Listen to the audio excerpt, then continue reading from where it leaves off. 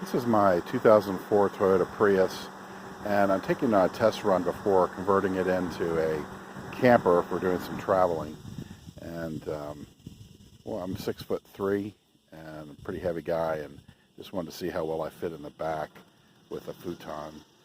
There's pretty decent storage in there for one person.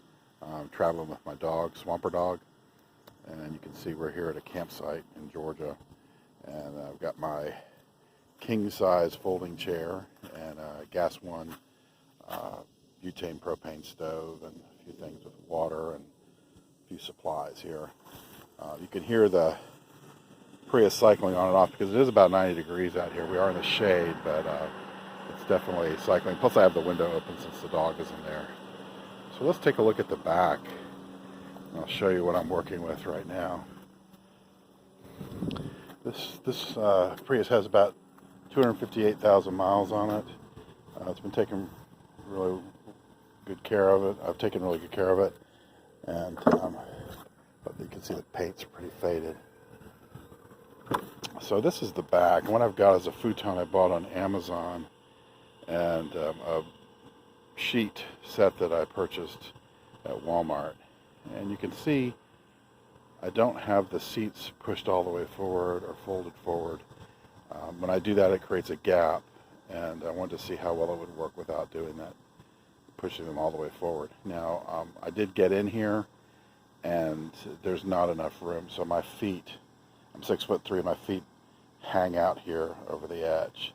So, however, I think that once I push the seats forward and then push it back in further, then I'll be able to lie in here and sleep pretty comfortably at 6'3".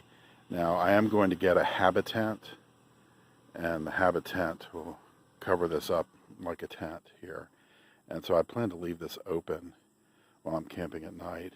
And the next test will be, once I have the Habitent and a way to close the gap between the back seat and the front seat, will be to test to see how well the cooling handles having the back hatch open and the Habitent installed.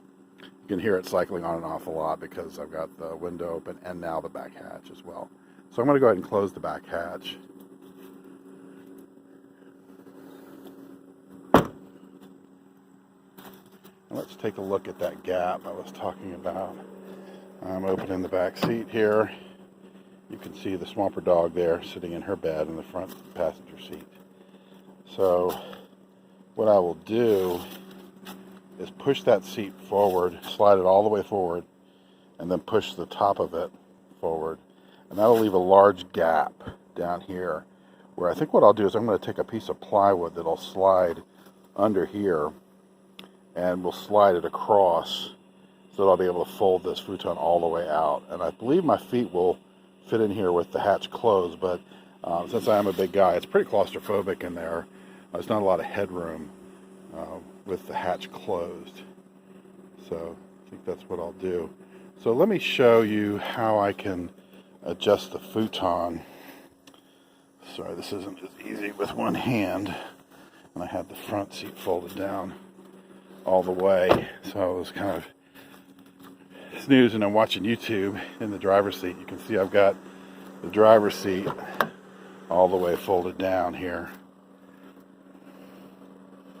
So it's pretty comfortable. I do need to get a pillow, and there's the Swamper Dog with her bed. She was pretty comfortable as well. Alright, let's look here. Let's see what we can do with this bed, the futon. Okay, so you can see I've got the futon folded here in the front for the pillow. I'm going to pop the back again. And so what I can do is I can actually take this sheet off, the fitted sheet, stuff it to the side, and then if I grab this middle piece,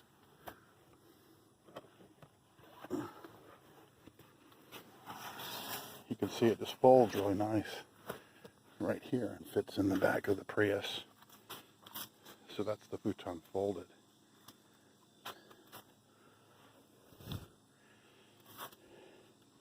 Now if I close the back hatch and come back over here, I can fold this seat up. I do need to pop the front seat forward a little. Okay. Now you can see, flip this up, and now I've got a place where I can sit in the back. I don't know how useful that's going to be though, because I'm pretty comfortable sitting in the front seat without folded back, so I don't see myself sitting there unless it's for doing maybe some other stuff where I need something in the front. But we'll have to have a couple more test runs to see what we want to do there. Okay, let's take a look again at the back. You'll see that there is more storage down underneath here.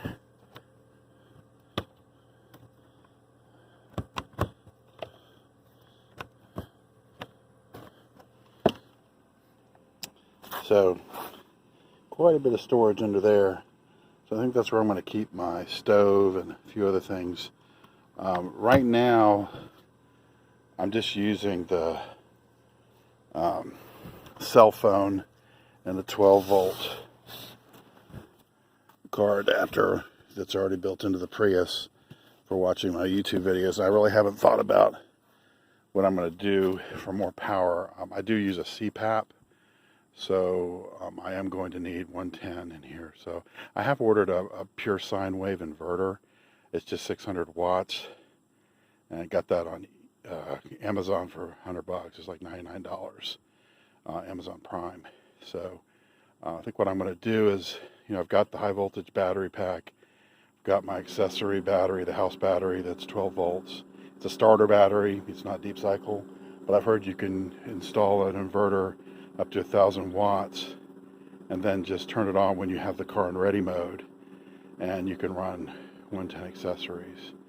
So that'll be something I'm going to be trying in one of the later test runs once I get the inverter installed.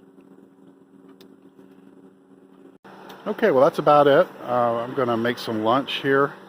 The stove got some canned chili I thought I'd try, and once I do that, then I'll probably head back to the house and take some notes on how I'm going to set the back. I think based on this initial test run, I'm going to go ahead and order a Habitent for the back, and then go ahead and cut the plywood. And I may do that in the reverse order. I may go ahead and cut the plywood, do a test fit, see how well I fit in there, and then get the Habitent, because even if I can fit in the back with the hatch closed, I think I'm probably going to go with the Habitent and keep the hatch open when I'm sleeping, just because it's so tight in the back. Okay, hey, thanks for watching. I'll be making more posts about the conversion of this Prius into a camper. Once again, it's a 2004 Toyota Prius. It's been well taken care of. It's got about 258,000 miles on it. I'm hoping to get it prepped where I may actually take a run across the country in it and back. So stay tuned. Thanks.